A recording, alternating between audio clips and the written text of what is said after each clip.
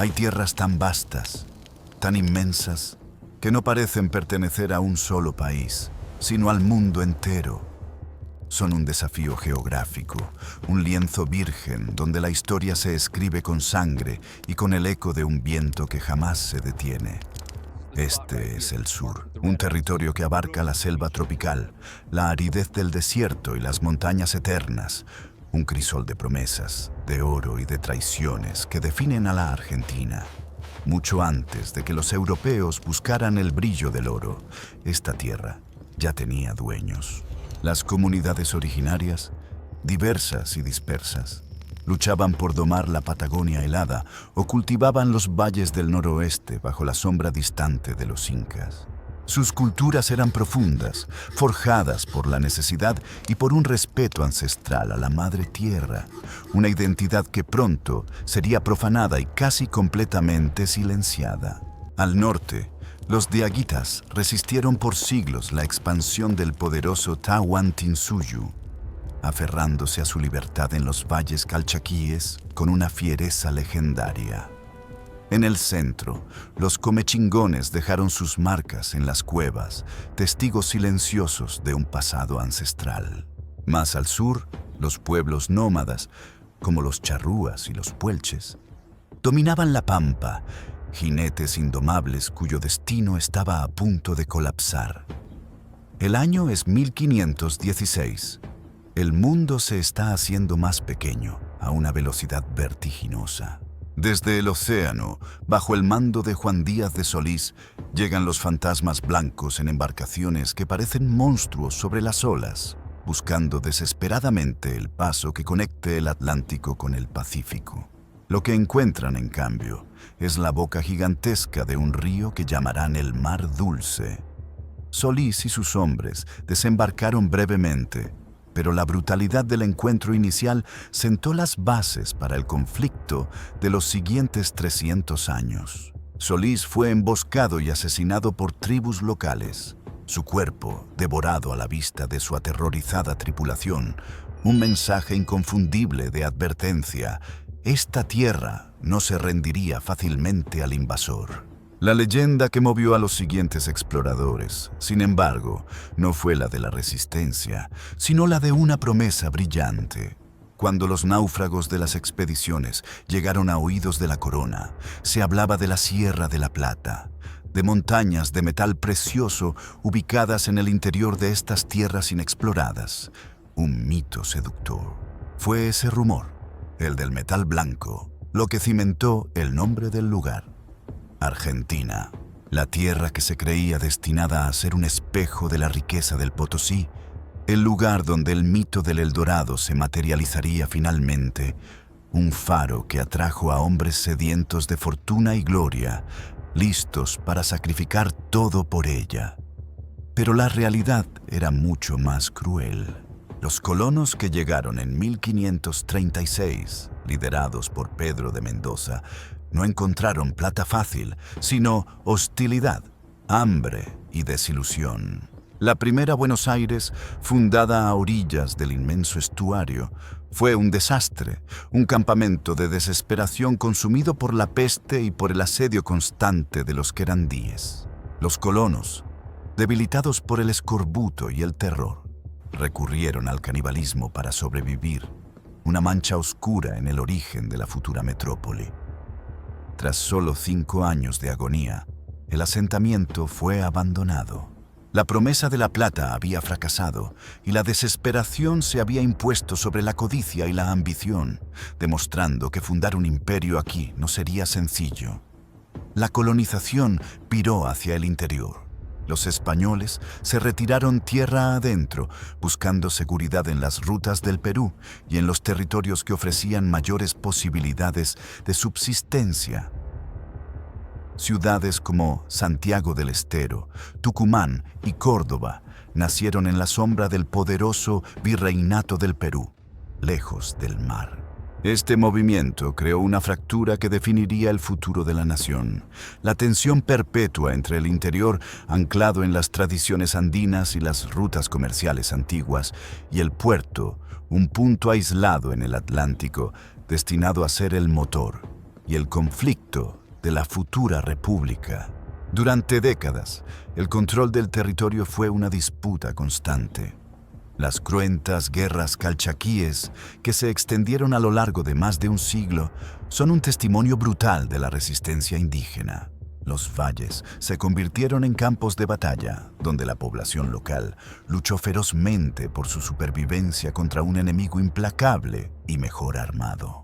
La corona española respondió con una brutalidad sistemática, deportando poblaciones enteras de los valles, diezmando a los diaguitas y sometiendo a los pocos sobrevivientes a la esclavitud y la servidumbre. El costo humano de esta pacificación fue catastrófico.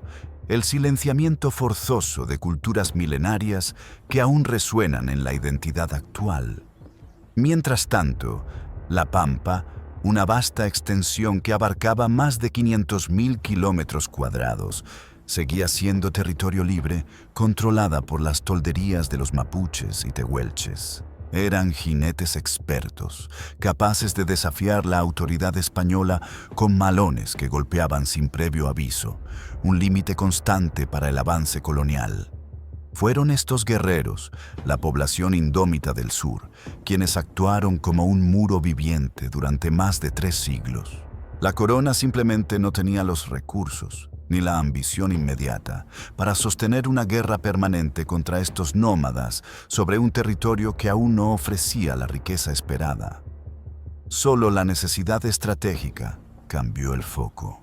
Con el creciente contrabando y la amenaza de otras potencias europeas acechando el Atlántico, el puerto olvidado de Buenos Aires, refundado en 1580, comenzó a adquirir una importancia geopolítica que no había tenido antes. Buenos Aires, al principio una ciudad polvorienta y miserable, se convirtió en la puerta de entrada ilícita de mercancías, prosperando en la sombra de la ley. Su ubicación era perfecta para el comercio directo y la evasión de los impuestos virreinales, creando una burguesía criolla que rápidamente acumuló riquezas. Este ascenso económico forzó una reorganización administrativa masiva. Para el año 1776, la corona, alarmada por la creciente autonomía del puerto y la necesidad de defender el Atlántico, tomó una decisión radical que alteraría para siempre el mapa del sur. El rey Carlos III desgajó el vasto territorio del Virreinato del Perú y creó una nueva entidad administrativa, el Virreinato del Río de la Plata. De pronto, Buenos Aires, la ciudad despreciada y abandonada, se encontró elevada a la capital de una de las extensiones más grandes del imperio. Este cambio de poder encendió una mecha. El interior, celoso de la preeminencia súbita del puerto, se sintió traicionado y marginado. Los criollos de Buenos Aires, empoderados por el comercio, comenzaron a cuestionar la autoridad que venía de la distante Madrid, alimentando las llamas del descontento. La riqueza fluía, pero el control seguía siendo español. La semilla de la revolución, sembrada en el choque entre la ambición local y la autoridad imperial, estaba germinando. Un nuevo tipo de conflicto, no entre colonos y nativos, sino entre súbditos y la corona, estaba a punto de desatar una de las guerras de independencia más cruentas de América. El punto de inflexión llegó en 1806, no por una revolución interna o por un grito de libertad, sino por una amenaza externa e inesperada. La todopoderosa Gran Bretaña, buscando asegurar rutas comerciales y expandir su imperio marítimo, decidió probar suerte en el corazón de América del Sur. Era una invasión calculada para tomar la llave del virreinato. El virrey, un hombre pusilánime y débil llamado Rafael de Sobremonte, demostró la fragilidad de la defensa imperial al huir cobardemente de la capital. Con el tesoro apenas, las primeras tropas británicas desembarcaron en la costa. Este acto de traición y cobardía fue un shock ineludible para la población criolla de la ciudad porteña. Los invasores tomaron Buenos Aires fácilmente, convencidos de que el botín sería sencillo y la población se rendiría al primer aviso. pero subestimaron la furia y el orgullo de los habitantes, quienes, abandonados por la corona, se vieron obligados a defender su propia tierra con uñas y dientes, en una defensa desesperada y brutal. De la humillación nacieron las milicias urbanas, cuerpos armados formados rápidamente por mercaderes, abogados, artesanos y hombres comunes de la ciudad. Por primera vez, los criollos, los hijos de la tierra, tenían armas, organización y, más importante, una conciencia de su propia fuerza colectiva y su propósito, bajo el liderazgo táctico de figuras como Santiago de Liniers. Estas milicias lograron lo impensable. Expulsaron a los invasores británicos en 2 ocasiones humillantes para el imperio inglés. La victoria no fue solo militar, fue un triunfo psicológico que redefinió el equilibrio de poder en el Río de la Plata para siempre. Los criollos se habían defendido brillantemente sin la más mínima ayuda de España, probando que no la necesitaban. La autoridad y el prestigio del virrey se habían esfumado por completo, reemplazada por el poder real y tangible de los batallones locales. El mensaje era claro. La soberanía residía en la ciudad, no en el lejano Madrid. 4 años después de la humillación británica y el despertar militar criollo, el momento culminante llegó.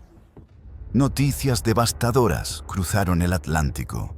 Napoleón Bonaparte había invadido la península ibérica, depuesto al rey y la autoridad central del imperio se había derrumbado por completo. La fidelidad ya no tenía un objeto palpable.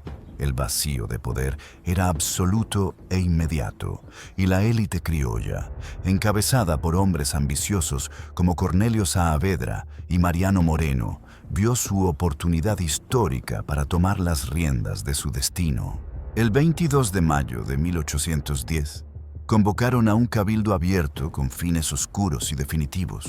La discusión fue tensa y febril, un duelo de voluntades entre los defensores de la lealtad monárquica incondicional y aquellos que argumentaban que, al caer el rey, la soberanía debía retornar al pueblo, un concepto filosófico explosivo y peligroso. La noche fue larga y la presión militar fue insostenible para los realistas.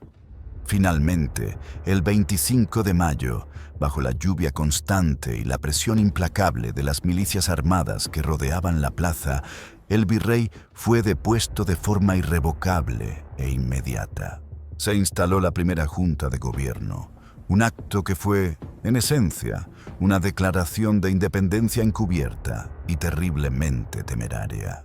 La Junta se proclamó provisionalmente leal al encarcelado rey Fernando VII, pero esta era una fachada política necesaria para evitar la reacción inmediata y coordinada de las poderosas fuerzas realistas en el resto del continente. En el fondo, los miembros de la Junta sabían que el camino era irreversible y letal para ellos. Esta revolución, iniciada en las calles empedradas de Buenos Aires, no fue en absoluto un evento pacífico y consensuado. Fue el inicio sangriento de una década de guerras civiles y batallas a muerte. El Río de la Plata se había liberado de España, pero ahora tendría que luchar contra sí mismo para sobrevivir como entidad. Inmediatamente, la grieta política y geográfica se abrió con toda su fuerza. Dentro de la propia Junta, el conflicto ideológico era feroz entre el moderado Cornelio Saavedra, que representaba los intereses conservadores y militares, y el radical Mariano Moreno, ideólogo que soñaba con una república jacobina y rígidamente centralista. Moreno, considerado el alma intelectual de la revolución, impulsaba una expansión rápida y, si era necesaria, brutal de los ideales independentistas hacia el interior, exigiendo la sumisión total de las provincias a la nueva autoridad porteña. Esta visión centralista desató una furia latente en el resto del virreinato. Este hombre extraordinario, de ideas incendiarias y gran carisma, murió misteriosamente en alta mar mientras viajaba a Europa en una misión diplomática urgente y crítica. Su muerte repentina, para muchos historiadores, Fue un asesinato político perfectamente orquestado que consolidó el poder de la facción saavedrista y moderada. El verdadero desafío y la amenaza más grave, sin embargo, venían de afuera. El Alto Perú, hoy Bolivia, y la Banda Oriental, actual Uruguay, se negaron rotundamente a reconocer la autoridad de Buenos Aires. Habían cambiado un amo lejano por otro cercano, percibiendo la tiranía del puerto sobre el interior. La guerra de independencia se libró en 3 frentes principales, cada uno un infierno diferente y cruel. El primero, el Alto Perú, se convirtió en el escenario principal, una tierra de montañas andinas donde las fuerzas patriotas enviadas por la capital sufrieron una derrota tras otra y fueron diezmadas. Las expediciones enviadas por Buenos Aires se encontraron con ejércitos realistas bien pertrechados y una población local leal a la corona, resultando en masacres vergonzosas como la de Huaki, donde la esperanza de la revolución casi se extinguió por completo en la altura, dejando la frontera completamente abierta. La revolución necesitaba desesperadamente un milagro, o al menos un líder que pudiera trascender las miserias políticas internas que la estaban ahogando. Ese hombre llegó en 1812, José de San Martín, un militar profesional que había servido al ejército español en Europa durante décadas enteras. San Martín traía consigo una visión continental que iba mucho más allá de las fronteras de Buenos Aires. Entendía profundamente que la independencia del Río de la Plata no se aseguraría jamás, mientras el corazón del poder español siguiera latiendo en el virreinato del Perú, protegiendo ferozmente sus intereses en el sur. Su llegada al puerto infundió un nuevo espíritu de disciplina y profesionalismo absoluto en las tropas desmoralizadas por las derrotas recientes.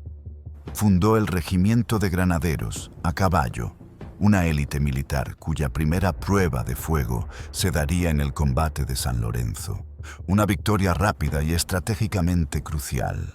El general notó rápidamente que la política era caos puro y desorganización constante. Para dar una legitimidad fuerte y tangible a una guerra que se hacía larga y costosa en recursos, se convocó al Congreso de Tucumán en 1816. El objetivo era simple y decisivo: romper de una vez por todas las cadenas con la corona. El 9 de julio de 1816, en una pequeña casa colonial, los delegados firmaron el acta declarando la existencia de las Provincias Unidas en Sudamérica. La lucha por la libertad había comenzado oficialmente su fase más sangrienta. La Declaración de Independencia de 1816 fue un acto de audacia y desesperación, y San Martín sabía que las palabras vacías de un congreso no valían nada sin el peso de la fuerza militar. La estrategia de las expediciones directas al Alto Perú había fracasado estrepitosamente, y la amenaza realista se hacía cada vez más real y palpable. El general, un estratega brillante y profundamente metódico, desarrolló su plan maestro: cruzar la imponente cordillera de los Andes, liberar primero a Chile y desde allí atacar el centro del poder español en Lima por mar, golpeando el corazón del virreinato donde menos se lo esperaban sus adversarios. Esta era una empresa logística y militar que bordeaba lo suicida. No solo debía organizar un ejército capaz y entrenado, sino que debía equiparlo completamente para sobrevivir al cruce de los picos más altos de América, enfrentando alturas de más de 4.000 metros sobre el nivel del mar y temperaturas extremas. Reunió a un ejército de aproximadamente 5.200 hombres, una mezcla de veteranos, esclavos liberados a cambio de servir y gauchos reclutados en la provincia de Cuyo, donde había sido nombrado gobernador intendente, un puesto que le dio el control de los recursos necesarios. El cruce de los Andes, iniciado en enero de 1817, fue una pesadilla épica. La mayoría del ganado murió, el frío se cobró cientos de vidas y la propia geografía actuaba como un enemigo invisible pero implacable. Fue una prueba de resistencia que solo la voluntad de hierro de San Martín podía sostener. El ejército de los Andes descendió sobre Chile como un rayo.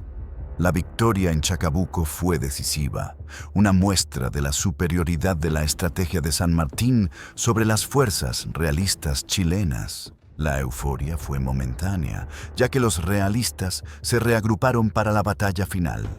El clímax de la campaña chilena llegó en la batalla de Maipú en 1818, donde el ejército de los Andes, al borde del colapso, logró una victoria total sobre las fuerzas españolas. Chile estaba libre, y el camino marítimo hacia Lima, la joya de la corona, estaba finalmente despejado. Mientras San Martín se enfocaba en la libertad de medio continente, la joven nación que él había dejado atrás se desangraba en luchas intestinas y políticas destructivas. El centralismo autoritario de Buenos Aires chocó violentamente con la autonomía irrenunciable que exigían las provincias del litoral y el interior. Estas provincias, encabezadas por figuras carismáticas y brutales, los caudillos, defendían un federalismo feroz frente al unitarismo porteño que buscaba imponer la ley de la capital sobre todo el territorio, sin importar las necesidades y las idiosincrasias de cada región. El primer gran choque se dio con José Gervasio Artigas, el protector de los pueblos libres en la Banda Oriental. Artigas, un líder federalista radical y visionario, veía a Buenos Aires como una nueva potencia imperial, dispuesta a oprimir a las provincias tal como lo había hecho la corona. Las guerras entre unitarios y federales se superpusieron a la guerra de independencia, creando un caos político y militar que duró décadas, una hemorragia constante de recursos y vidas. Artigas fue eventualmente derrotado por los portugueses, pero su espíritu federalista se mantuvo vivo como una llama. El Congreso de Tucumán se mudó a Buenos Aires, donde promulgó una constitución unitaria en 1819, un documento que ignoraba por completo la estructura federal que las provincias demandaban, un acto de arrogancia que solo sirvió para encender aún más la hoguera de la guerra civil. La respuesta del interior fue inmediata y violenta. Los caudillos Estanislao López de Santa Fe y Francisco Ramírez de Entre Ríos, figuras que encarnaban la autonomía brutal de la Pampa, unieron sus fuerzas para enfrentar a la capital en un duelo de poder a muerte. La batalla de Cepeda, en 1820, marcó el fin de la autoridad centralizada. Los caudillos triunfaron sobre las fuerzas porteñas, disolviendo el directorio y con él toda forma de gobierno nacional unificado. El año 20 se convirtió en el año de la anarquía, de la desintegración. Las Provincias Unidas se fracturaron en 13 entidades autónomas y desconfiadas, cada una gobernada por su propio caudillo militar, cada uno ejerciendo una soberanía absoluta sobre su territorio. La Argentina moderna parecía destinada a morir en la cuna, desmembrada por sus propias ambiciones y odios. Mientras la nación se desintegraba, San Martín, desde el Pacífico, se enfrentaba a las intrigas políticas y a la falta crónica de apoyo de un gobierno central inexistente. Pudo liberar Lima, pero la victoria no fue total, y el núcleo del ejército realista permanecía fuerte en la sierra, esperando el momento justo. En un acto de grandeza estratégica sin precedentes, San Martín se reunió con Simón Bolívar en Guayaquil, un encuentro secreto y crucial que marcaría el final de su vida pública. Ante la negativa de Bolívar a compartir el mando de los ejércitos, San Martín tomó la decisión más dolorosa, en un gesto que priorizó la causa de la independencia continental por encima de su propia ambición personal. San Martín se retiró de la escena, dejando a Bolívar el control de su ejército y la tarea de completar la liberación de Sudamérica. El gran capitán abandonaba su creación. Exiliado voluntariamente en Europa, San Martín se convirtió en un fantasma, una leyenda viviente que observaba desde lejos cómo su joven nación se hundía en el lodazal del caudillismo y la guerra civil perpetua. Una trágica ironía para el hombre que había soñado con la unidad. Tras el colapso del poder central en el caótico año 20, la escena política argentina se transformó en un teatro de sombras dominado por la figura del caudillo, un líder local de origen rural que ejercía su autoridad mediante el carisma, la fuerza militar personal y el control absoluto de las tierras. Entre todos ellos, uno emergió como el más implacable y duradero: Juan Manuel de Rosas. Un estanciero inmensamente rico y brutal de la provincia de Buenos Aires, Rosas entendió mejor que nadie la idiosincrasia de la Pampa y el poder de la plebe rural, convirtiéndose en el amo absoluto. Rosas llegó al poder en 1829, tras un periodo breve de relativa estabilidad en la provincia. Asumió el gobierno con facultades extraordinarias, un permiso legal que, en la práctica, lo convertía en un dictador con poder de vida y muerte sobre sus opositores, los unitarios. El unitarismo, ideología que defendía la centralización del poder en Buenos Aires y el liberalismo, fue brutalmente perseguido y aniquilado. Rosas, enarbolando la bandera del federalismo, se presentó como el defensor de las tradiciones y el orden, un mesías necesario para salvar a la nación del caos total. Su régimen se basó en el terror y la propaganda meticulosa.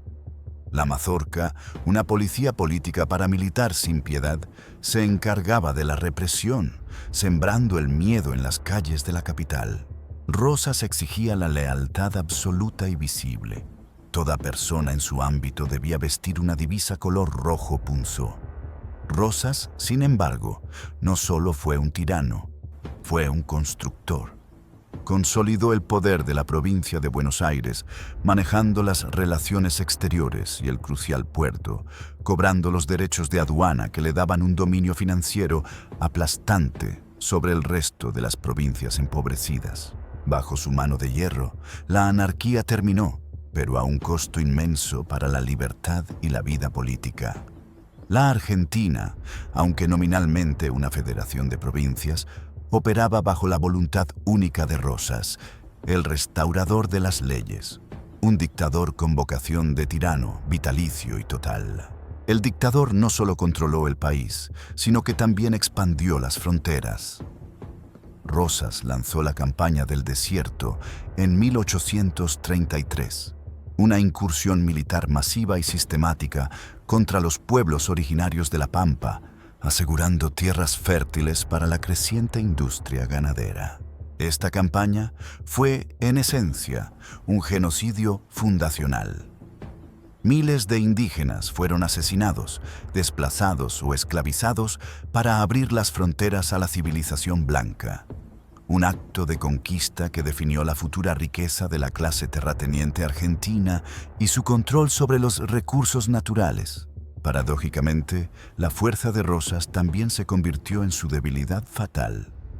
Su control del puerto y la riqueza aduanera generó un resentimiento profundo en los caudillos federales del litoral, especialmente Justo José de Urquiza, gobernador de la rica y productiva provincia de Entre Ríos. Urquiza, un aliado durante mucho tiempo, vio cómo las políticas aduaneras de Rosas sofocaban el comercio de sus propias provincias y mantenían a Buenos Aires en una posición de privilegio injustificado, impidiendo la libre navegación de los ríos cruciales para la exportación de productos locales. El quiebre era inevitable. Urquiza se levantó contra Rosas en 1851, lanzando su famoso pronunciamiento, desafiando públicamente la autoridad del restaurador y demandando la organización constitucional del país, una bandera que Rosas siempre se había negado a levantar. La guerra civil estalló una vez más, pero esta vez fue una lucha dentro del propio federalismo. Urquiza reunió un ejército formidable, el Ejército Grande, que incluía tropas de Entre Ríos, Corrientes y una alianza crucial con el Imperio del Brasil y los Colorados de Uruguay. El destino de Rosas y su dictadura de 20 años se decidió en la Batalla de Caseros, librada en las afueras de Buenos Aires en febrero de 1852. Fue un enfrentamiento masivo y brutal, el punto final de la era de los caudillos absolutos. El ejército grande de Urquiza aplastó a las fuerzas de Rosas. El dictador, abandonado por casi todos sus aliados y por el pánico de la ciudad que temía el saqueo, se rindió. Rosas se exilió inmediatamente a Inglaterra, donde viviría como un fantasma en la granja, el tirano sin corona. Urquiza había derrocado al tirano, pero no pudo evitar la fractura total. Buenos Aires, la provincia más rica y poderosa, se negó rotundamente a ceder el control de sus aduanas al nuevo gobierno federal de Urquiza. La secesión fue la respuesta inmediata y esperada. Buenos Aires se declaró un estado aparte, una república independiente que funcionaba fuera de la órbita de las demás 13 provincias, mientras que el resto del país, bajo la dirección de Urquiza, convocó al Congreso Constituyente en Santa Fe. En 1853 se promulgó la Constitución Nacional, un documento de inspiración liberal y federal que buscaba unir a las provincias bajo un gobierno republicano, estableciendo la división de poderes y garantizando las libertades civiles, un sueño largamente postergado. Pero Buenos Aires no juró la Constitución. Argentina era ahora dos entidades separadas. La Confederación Argentina, con su capital provisional en Paraná, y el Estado de Buenos Aires, rico, independiente y arrogante, que bloqueaba el crecimiento de la nación. La tensión entre ambos cuerpos era insostenible, resultando en nuevos conflictos armados. La unificación solo se lograría con más sangre y otro duelo final entre el interior y el puerto. El futuro de la nación se jugaba en esta encrucijada de soberanías y ambiciones. La década de 1850 fue el drama de la unificación, un proceso que no podía resolverse por la vía diplomática ante la terca y soberbia negativa de Buenos Aires a compartir sus riquezas aduaneras. La Confederación Argentina, liderada por Urquiza, sufría de una asfixia económica crónica, mientras el puerto florecía. El inevitable enfrentamiento armado llegó en 1859, en la crucial batalla de Cepeda, la segunda con ese nombre, pero con un resultado diferente al de la anterior. Urquiza logró derrotar a las fuerzas de Buenos Aires, lideradas por Bartolomé Mitre, obligando a la provincia a negociar su reincorporación. El Pacto de San José de Flores estableció la paz y la promesa de unidad. Buenos Aires se reintegraría a la Confederación, pero con una serie de condiciones draconianas, incluyendo la garantía de revisar la Constitución de 1853 a su conveniencia y, crucialmente, mantener el control de sus aduanas por 5 años. Sin embargo, la unidad fue una tregua frágil, no una paz verdadera. La desconfianza mutua era profunda. 2 años después, en 1861, la tensión política y las disputas económicas estallaron en un nuevo conflicto que sería el enfrentamiento final entre el litoral y el puerto. La batalla de Pavón, en septiembre de ese año, se convirtió en el evento decisivo. El ejército de Buenos Aires, dirigido por Mitre, enfrentó a las fuerzas de la Confederación bajo el mando de Urquiza. La batalla fue, en términos puramente militares, un empate o, según algunos, una ventaja inicial para Urquiza. Pero lo que ocurrió a continuación es uno de los grandes misterios y traiciones de la historia argentina. Urquiza, en posesión de una fuerza superior y la posibilidad real de tomar la victoria, ordenó inexplicablemente la retirada de sus tropas, dejando el campo de batalla en manos de Mitre. La razón de esta decisión sigue siendo objeto de debate, pero el efecto fue devastador y definitivo. La retirada de Urquiza significó el triunfo político y militar absoluto de Buenos Aires. Mitre avanzó sobre el interior sin oposición real, imponiendo su autoridad y la visión unitaria del futuro nacional. Bartolomé Mitre se convirtió en 1862 en el primer presidente constitucional de la Argentina unificada, marcando el inicio de lo que se conoce como la etapa de las presidencias históricas. El país, por primera vez, tenía un gobierno central fuerte y una capital definida, Buenos Aires.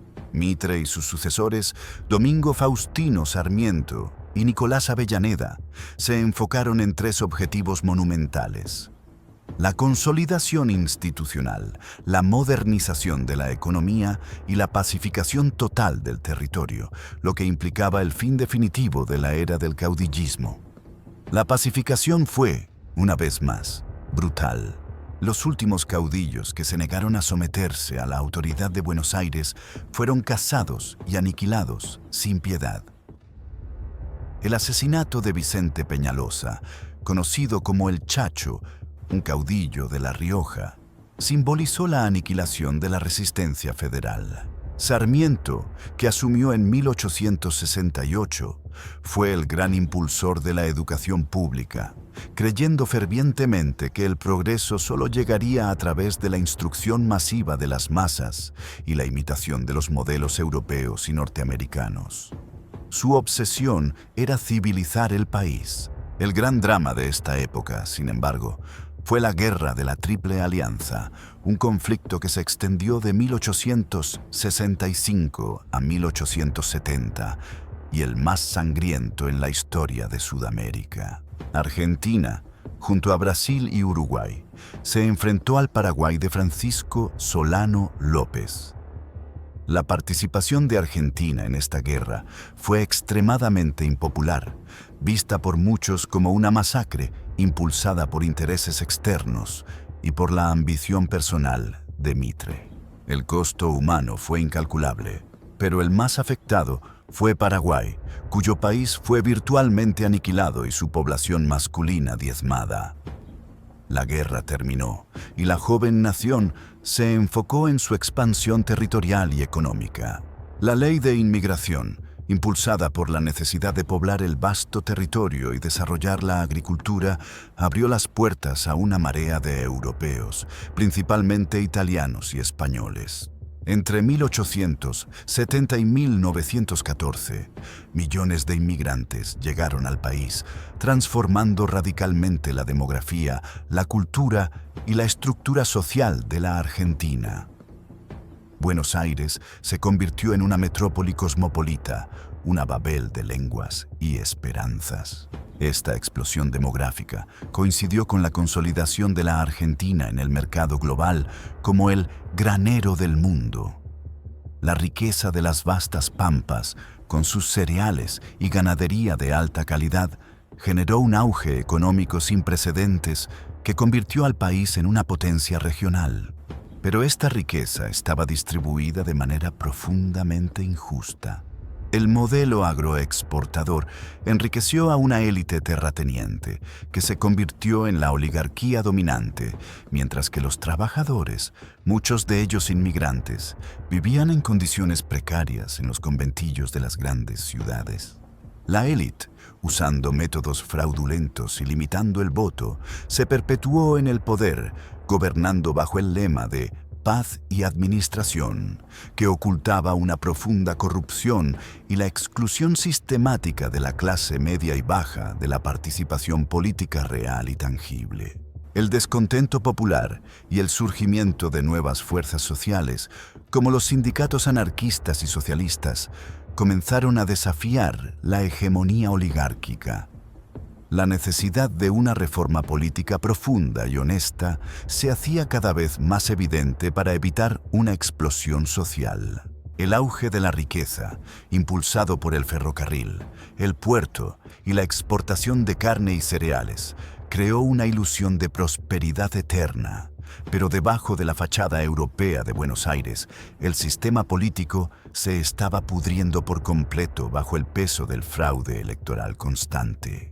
La oligarquía gobernante, conocida como el Partido Autonomista Nacional, o simplemente el PAN, mantenía su control mediante el voto cantado y la coacción.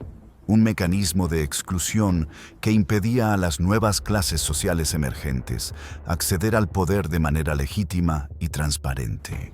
En respuesta a este sistema viciado, surgió la Unión Cívica Radical. Este nuevo partido político no era revolucionario en el sentido clásico, sino reformista. Exigía la limpieza electoral, la vigencia plena de la Constitución y el fin del fraude, usando la abstención armada como principal arma. La figura central de este movimiento fue Hipólito Yrigoyen, un líder de carisma enigmático que entendió la necesidad de incorporar a la clase media a la vida política. El radicalismo se convirtió en el vehículo de las aspiraciones frustradas de los hijos de inmigrantes y la pequeña burguesía. La presión social y los levantamientos fallidos del radicalismo finalmente hicieron mella. En 1912, el presidente Roque Sáenz Peña, un hombre de la oligarquía pero con visión de futuro, impulsó una reforma electoral que cambiaría para siempre el destino del país. La ley Sáenz Peña estableció el voto secreto, obligatorio y universal para los varones mayores de 18 años. Este fue el verdadero punto de quiebre, ya que el sistema oligárquico, despojado de su capacidad de manipular las urnas, colapsaría inevitablemente y pronto. En 1916, la Argentina vivió su primera elección presidencial verdaderamente democrática, un hito. El resultado fue una victoria arrolladora para la Unión Cívica Radical. Hipólito Yrigoyen se convirtió en el primer presidente elegido por el voto popular, un cambio tectónico. El gobierno de Yrigoyen significó la incorporación de las clases medias a la política nacional. Su gestión fue un intento de equilibrar las demandas de los trabajadores y los estudiantes con los intereses de la poderosa élite económica, una tarea delicada e inestable por naturaleza. La Gran Guerra en Europa, que había comenzado en 1914, afectó profundamente a la economía argentina, aunque el país se mantuvo neutral. La demanda de alimentos se disparó, aumentando la riqueza de los productores, pero también exacerbó la inflación y el costo de vida en las ciudades. Este desequilibrio social provocó huelgas masivas y brutales. El momento más oscuro fue la Semana Trágica de 1919, cuando una huelga metalúrgica en Buenos Aires fue reprimida con una violencia inusitada por fuerzas policiales y grupos parapoliciales armados de la oligarquía. Cientos de trabajadores murieron en las calles, en una masacre que reveló la fragilidad de la democracia y la disposición de la élite a usar la fuerza bruta para defender sus privilegios. La sombra de la represión se cernió sobre la joven república, revelando una fisura interna profunda. La década del 20 vio un breve interludio de calma bajo el sucesor de Yrigoyen, Marcelo T. de Alvear, también radical, pero de un ala más conservadora. Sin embargo, cuando Yrigoyen regresó al poder en 1928, el contexto económico global ya había comenzado a colapsar. La Gran Depresión de 1929 golpeó a la Argentina con una fuerza devastadora e inmediata. El precio de las materias primas se desplomó. Las exportaciones se secaron y el país que se creía el granero del mundo se hundió en una crisis económica y social sin precedentes y catastrófica. La élite, que nunca aceptó la pérdida de poder ante el radicalismo, vio en la crisis y la avanzada edad del presidente Yrigoyen la excusa perfecta para recuperar el control político por la fuerza militar, un camino que marcaría la historia argentina por el resto del siglo. El 6 de septiembre de 1930, un golpe de estado militar, encabezado por el general José Félix Uriburu, derrocó al presidente Yrigoyen y puso fin a la primera etapa de la democracia en Argentina. La interrupción del orden constitucional fue un trauma fundacional. El golpe militar fue celebrado por la élite conservadora y gran parte de la prensa, que lo consideraron un acto de salvación nacional contra el caos populista. Se inició la década infame, un período marcado por la restauración del fraude electoral masivo y la corrupción rampante del sistema. Los militares, seducidos por el poder político, se habían instalado como árbitros permanentes de la vida nacional, una enfermedad crónica que la República no lograría curar fácilmente. La democracia representativa se convirtió en una fachada burda para ocultar la verdadera tiranía de los intereses creados. El país regresó al pasado, con elecciones controladas y una profunda desigualdad social.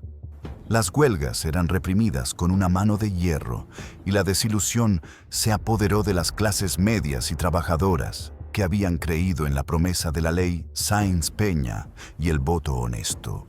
La década infame, que se extendió de 1930 a 1943, fue un ciclo de degradación institucional y subordinación económica, donde la política estuvo dominada por la restauración del conservadurismo oligárquico a través del fraude patriótico.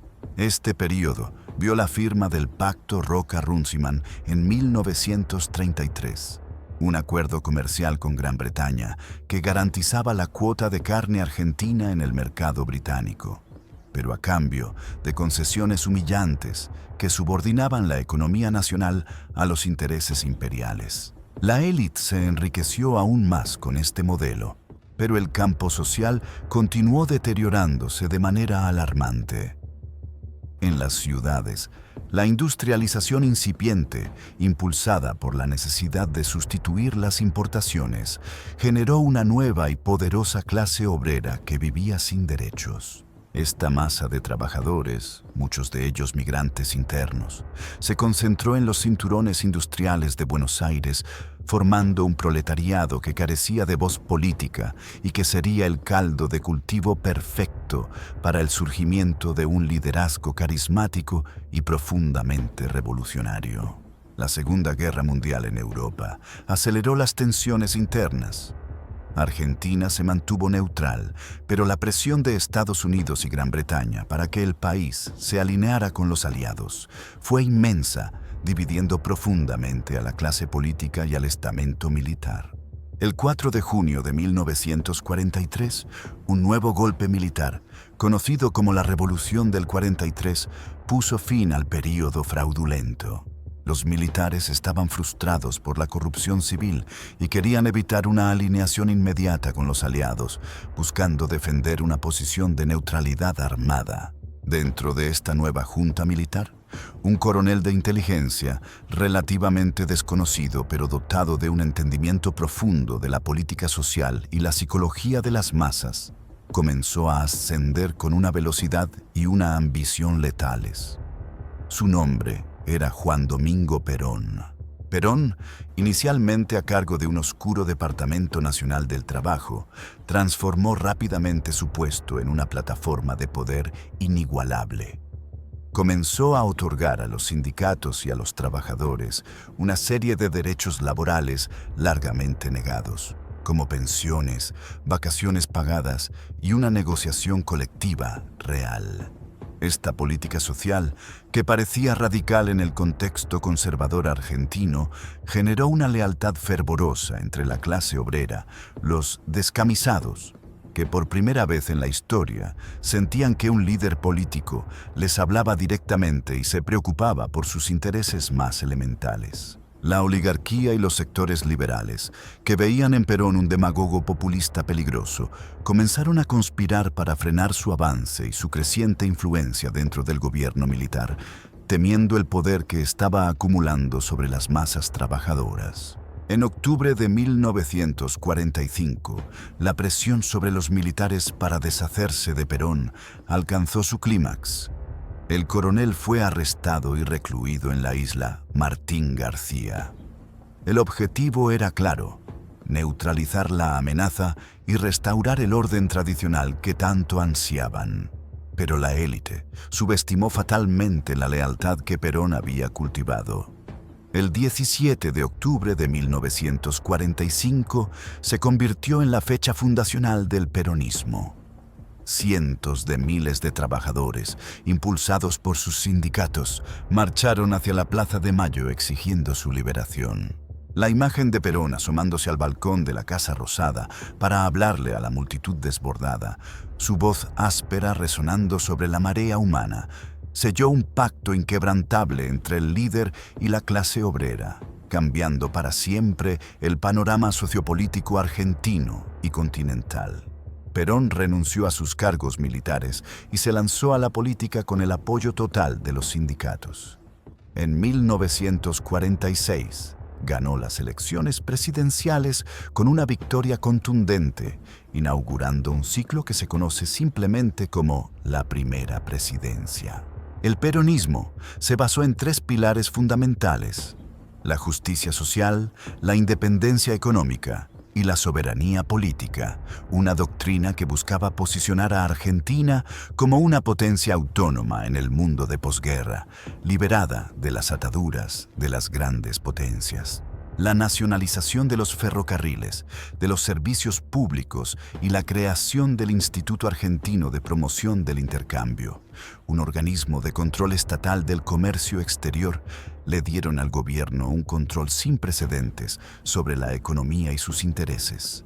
Pero el peronismo no se entendería sin la figura de Eva Duarte de Perón, Evita. Su esposa se convirtió en la figura más importante, la conexión emocional directa entre el líder y los descamisados, luchando incansablemente por los derechos de los más pobres y de las mujeres. La Fundación Eva Perón, financiada con donaciones y fondos estatales, se transformó en un estado paralelo de beneficencia y ayuda social, construyendo hospitales, escuelas y hogares. Evita dio voz a los que no la tenían, ganándose la devoción fanática de las masas. La sombra del autoritarismo, sin embargo, crecía a la par del culto a la personalidad.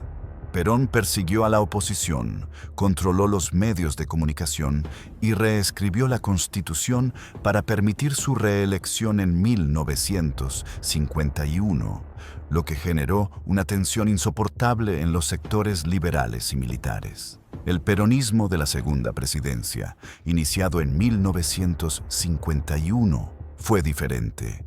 El esplendor económico de la posguerra comenzó a desvanecerse. La inflación se disparó y la relación de Perón con sectores clave se deterioró rápidamente, generando un clima de hostilidad creciente.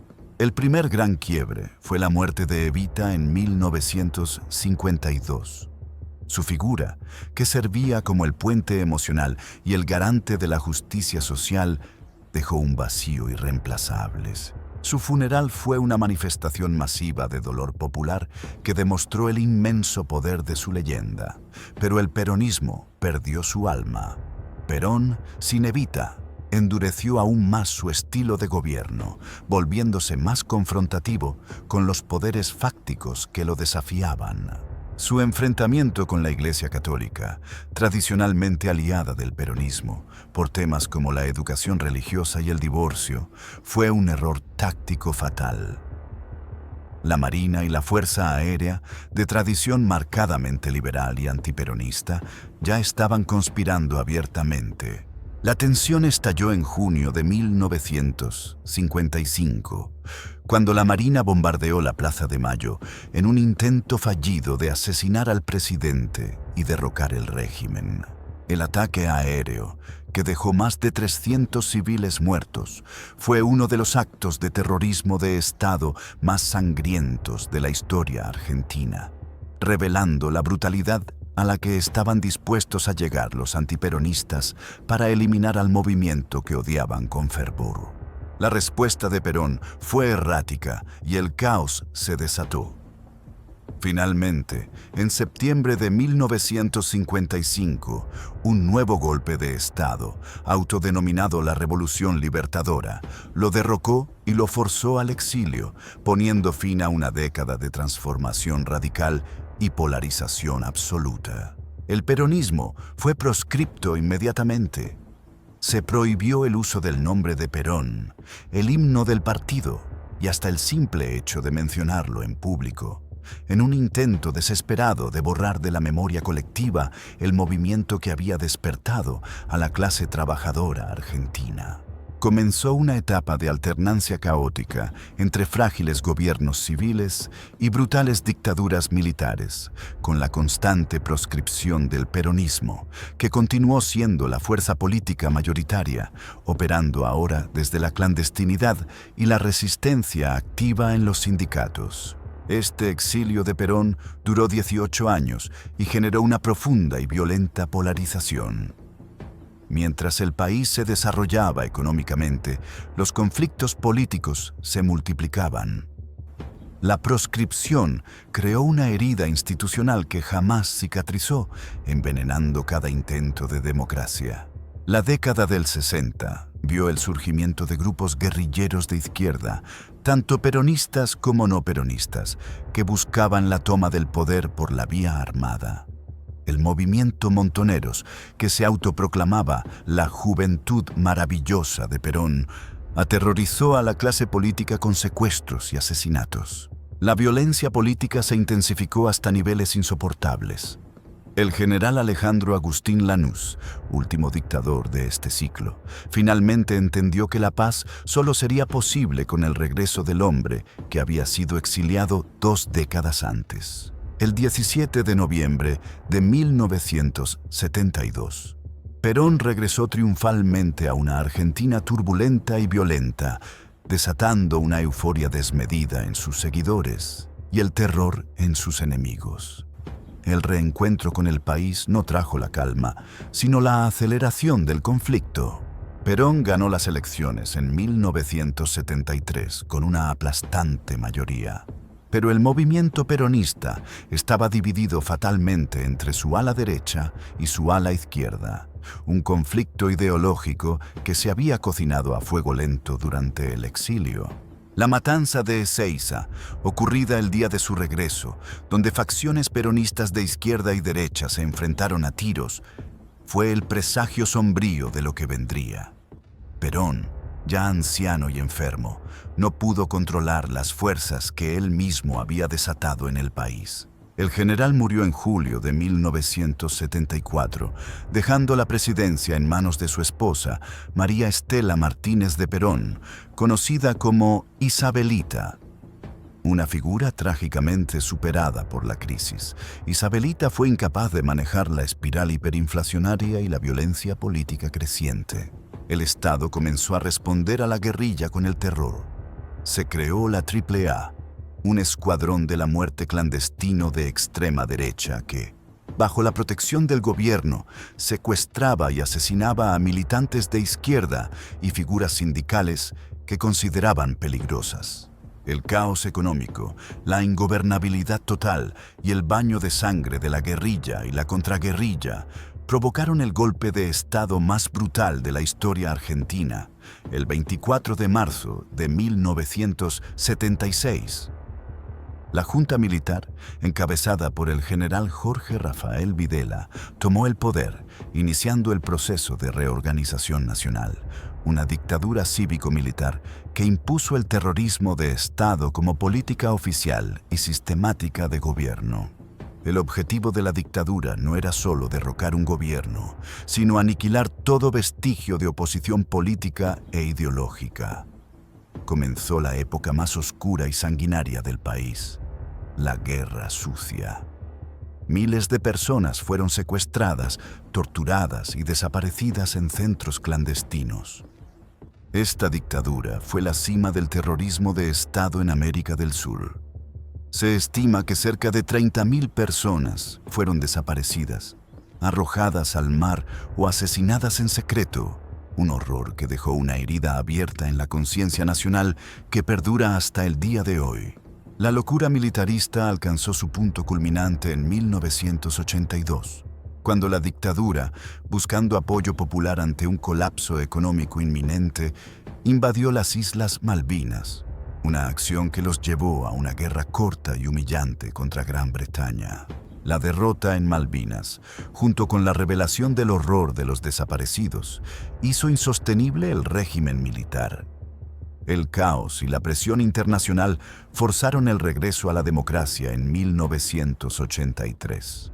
Con el regreso de la democracia, la Argentina se enfrentó a la tarea monumental de sanar las heridas y juzgar a los responsables de los crímenes de lesa humanidad. El juicio a las juntas, impulsado por el presidente Raúl Alfonsín, fue un acto de coraje democrático sin precedentes.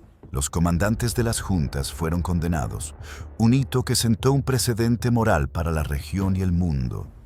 Pero la democracia que regresaba era frágil, asediada por la deuda externa, la hiperinflación y el recuerdo constante de la violencia política de las décadas pasadas.